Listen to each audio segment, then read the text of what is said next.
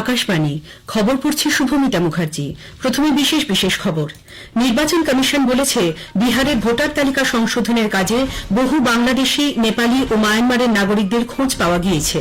তাদের কাছে এদেশের নাগরিকত্ব প্রমাণের নথিও রয়েছে। রাষ্ট্রপতি দ্রৌপদী মুর্মু বিশিষ্ট আইনজীবী উজ্জ্বল নিকম সহ 4 জনকে রাজ্যসভায় মনোনীত করেছেন। বিদেশমন্ত্রী এস জয়শঙ্কর সিঙ্গাপুর সফরে সেদেশের বিদেশমন্ত্রীর সঙ্গে এদেশের বিনিয়োগের সম্ভাবনা নিয়ে আলোচনা করেছেন। ভারতীয় মহাকাশচারী শুভাংশু শুক্লাকে নিয়ে এক্সিউম 4 মিশন আগামী মঙ্গলবার ভূপৃষ্ঠে পৌঁছবে। দক্ষিণ কোরিয়া জানিয়েছে, ইউক্রেন যুদ্ধে তারা পুরোপুরি রাশিয়ার পক্ষে রয়েছে।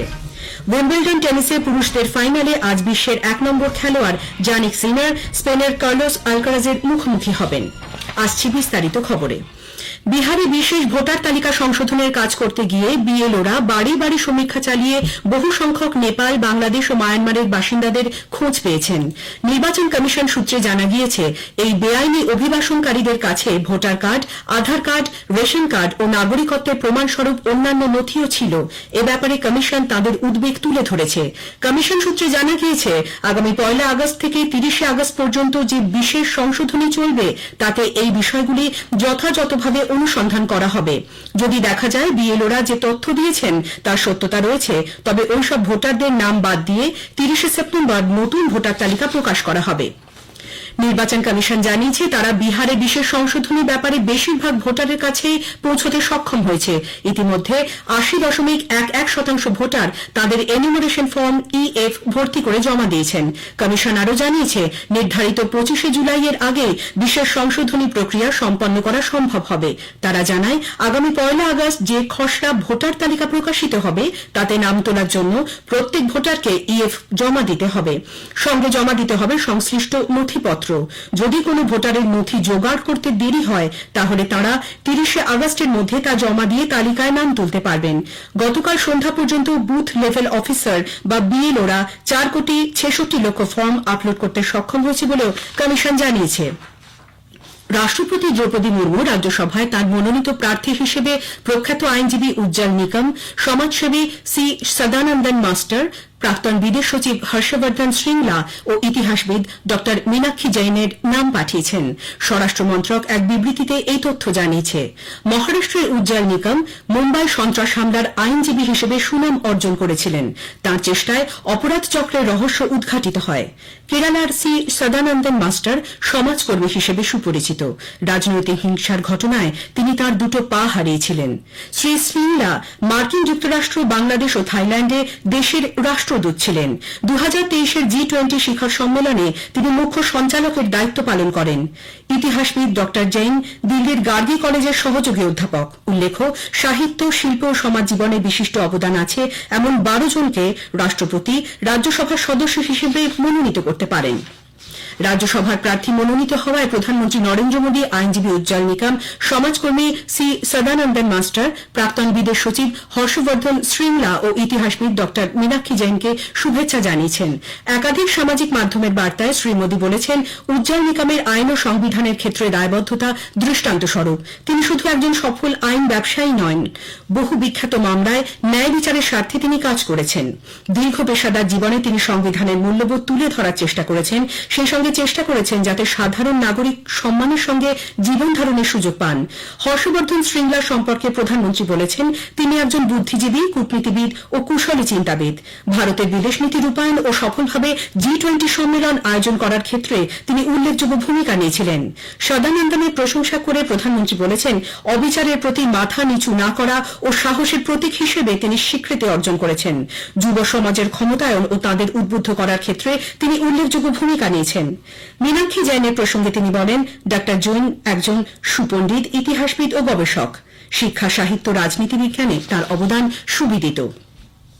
বিদেশমন্ত্রী এস জয়শঙ্কর সিঙ্গাপুর সফরে সেদেশের বিদেশমন্ত্রী ভিভিয়ান বালাকৃষ্ণনের সঙ্গে বৈঠক করেছেন। সামাজিক মাধ্যমের একটি পোস্টে শ্রী জয়শঙ্কর বলেছেন, ভারতের পূবের দিকে মুখ ফেরাও বা অ্যাক্ট ইস্ট পলিসির কেন্দ্রে রয়েছে সিঙ্গাপুর। তিনি আজ তেমাসেক হোল্ডিংসের চেয়ারপারসন তেও চি হিনের সঙ্গেও কথাবার্তা বলেন। ভারতে পরিবর্তিত পরিস্থিতিতে বিনিয়োগের সম্ভাবনা নিয়ে তাদের মধ্যে আলোচনা হয়। শ্রী বালাকৃষ্ণন সামাজিক মাধ্যমে লিখেছেন, বর্তমান বিশ্ব পরিস্থিতিতে ভারতের উল্লেখযোগ্য ভূমিকা রয়েছে। শুধু শুধু তাই নয়, ভারত এখন গোটা বিশ্বের কাছে বিনিয়োগের বিরাট সুযোগ খুলে দিয়েছে। সিঙ্গাপুর সফরের পর বিদেশমন্ত্রী চীনের তিয়ানজিনে পৌঁছে এসসিও গোষ্ঠীভুক্ত দেশগুলির বিদেশমন্ত্রীদের বৈঠকে যোগ দেবেন।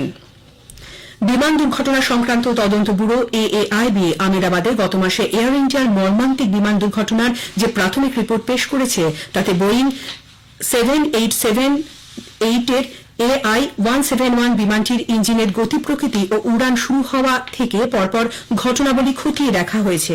রিপোর্টে বলা হয়েছে, যাত্রা শুরুর কয়েক সেকেন্ডের মধ্যে পর্যায়ক্রমে দুটি ইঞ্জিনের ফুয়েল কন্ট্রোল সুইচ 1 সেকেন্ডের ব্যবধানে রান থেকে কাট অফ পজিশনে চলে গিয়ে বন্ধ হয়ে গেলে ওই ভয়াবহ দুর্ঘটনা ঘটে।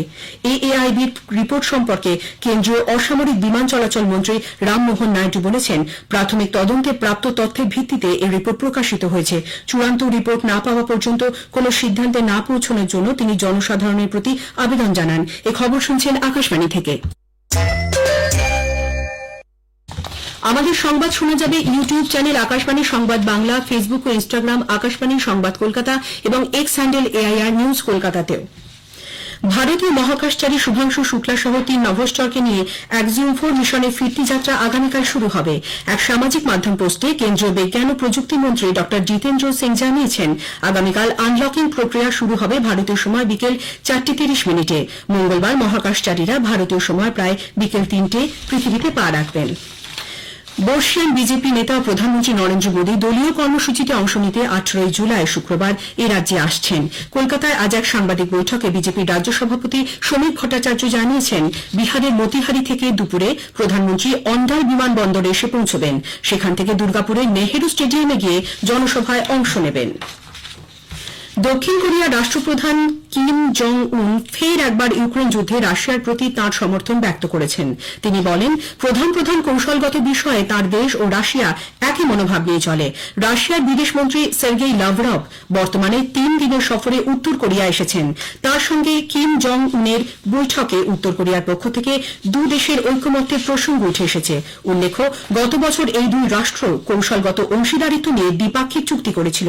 সেই চুক্তির মধ্যে রয়েছে প্রতিরক্ষা সংক্রান্ত সহযোগিতার প্রসঙ্গ। লাভরভ তাঁদের যুদ্ধপ্রয়াসের সমর্থন করার জন্য উত্তর কোরিয়াকে ধন্যবাদ জানান। ইরানের বিদেশমন্ত্রী সৈয়দ আব্বাস আরাকচি বলেছেন, তার দেশ সবসময় পারমাণবিক কর্মসূচি নিয়ে আলাপ আলোচনায় রাজি আছে। গতকাল বিদেশি রাষ্ট্রদূত ও প্রতিনিধিদের সঙ্গে আলোচনায় তিনি বলেন, এবার কথাবার্তা শুরু হলে আর মার্কিন যুক্তরাষ্ট্রের যুদ্ধ ঘোষণায় তা সমাপ্ত হবে না। সাম্প্রতিক ইরান ইসরায়েল যুদ্ধ প্রসঙ্গ উল্লেখ করে তিনি বলেন, বোঝাই যাচ্ছে আলোচনা ও কূটনীতি ছাড়া সমস্যা সমাধানের আর কোনো রাস্তা গ্রহণযোগ্য নয়। তার মতে, মার্কিন যুক্তরাষ্ট্র কূটনৈতিক প্রয়াসকে পাত্তা না দিয়ে অনৈতিকভাবে ইসরায়েলের পাশে এসে দাঁড়িয়েছিল এবং পরবর্তীকালে তারা ইরানের পরমাণু প্রকল্পগুলির উপর আক্রমণ চালায়। তিনি আরো বলেন, ইরানের শান্তিপূর্ণ পারমাণবিক কর্মসূচি ও ইউরেনিয়ামকে সংশোধন করার স্থানিক প্রক্রিয়াকে যথেষ্ট সম্মান দেওয়া উচিত। বীরভূমের সাঁইথিয়ায় শ্রীনিধিপুরের তৃণমূল কংগ্রেসের অঞ্চল সভাপতি পীযূষ ঘোষকে গুলি করে খুনের অভিযোগ উঠে এসেছে দুষ্কৃতীদের বিরুদ্ধে। পরিবারের অভিযোগ, গতরাতে একটি ফোন পেয়ে বাইক নিয়ে বাড়ি থেকে বেরিয়েছিলেন তিনি। আজ ভোরের দিকে বাড়ি থেকে কিছুটা দূরে তার দেহ উদ্ধার হয়। মাথায় গুলির আঘাত রয়েছে। বিরাট পুলিশ বাহিনী ঘটনাস্থলে পৌঁছয়। পীযূষ ঘোষকে প্রায় খুনের হুমকি দেওয়া হতো বলে পরিবারের দাবি। এই ঘটনায় এক মহিলা সহ 3 জনকে আটক করে জিজ্ঞাসাবাদ করছে পুলিশ। উইম্বলডন টেনিসে আজ পুরুষদের সিঙ্গলসের ফাইনালে বিশ্বের 1 নম্বর খেলোয়াড় ইতালির জ্যানিক সিনার দুবারের চ্যাম্পিয়ন স্পেনের কার্লোস আলকারাজের মুখোমুখি হবেন। ভারতীয় সময় রাত 8:30টায় খেলা শুরু। সেমিফাইনালে আলকারাজ আমেরিকার টেলর ফ্রিজকে এবং সিনার সার্বিয়ার নোভাক জোকোভিচকে পরাস্ত করেন। আলকারাজ সিনারের বিরুদ্ধে শেষ 5টি মোকাবিলার সবকটিতেই জয়ী হয়েছিলেন। অন্যদিকে সিনার 2022 উইম্বলডনে আলকারাজকে পরাস্ত করেছেন। মহিলাদের সিঙ্গলসে ইগা সুইয়াতেক আমান্ডা অ্যানিসিমোভাকে হারিয়ে এই প্রথম উইম্বলডন শিরোপা অর্জন করলেন। পোল্যান্ডের সুয়াতেকের সামনে আমেরিকার অ্যানিসিমোভা দাঁড়াতেই পারেননি। মাত্র 57 মিনিটে 6-0 সেটে খেলা শেষ হয়ে যায়। লর্ডসে অ্যান্ডারসন তেন্ডুলকার ট্রফির তৃতীয় টেস্টের তৃতীয় দিনের শেষে ইংল্যান্ড ভারতের বিরুদ্ধে 2 রানে এগিয়ে আছে। গতকাল তৃতীয় দিনে 4 পানের বিরতির পর ভারতের প্রথম ইনিংস 387 রানে শেষ হয়ে যায়। কে রাহুল 17 রান করেন, ঋষভ পন্ত 74, রবীন্দ্র জাদেজা 72 রান করেন। শেষ করার আগে বিশেষ খবর আরও একবার। নির্বাচন কমিশন বলেছে, বিহারের ভোটার তালিকা সংশোধনের কাজে বহু বাংলাদেশি, নেপালি ও মায়ানমারের নাগরিকদের খোঁজ পাওয়া গিয়েছে। তাদের কাছে এদেশের নাগরিকত্ব প্রমাণের নথিও রয়েছে। রাষ্ট্রপতি দ্রৌপদী মুর্মু বিশিষ্ট আইনজীবী উজ্জ্বল নিকম সহ 4 জনকে রাজ্যসভায় মনোনীত করেছেন। খবর শেষ হলো।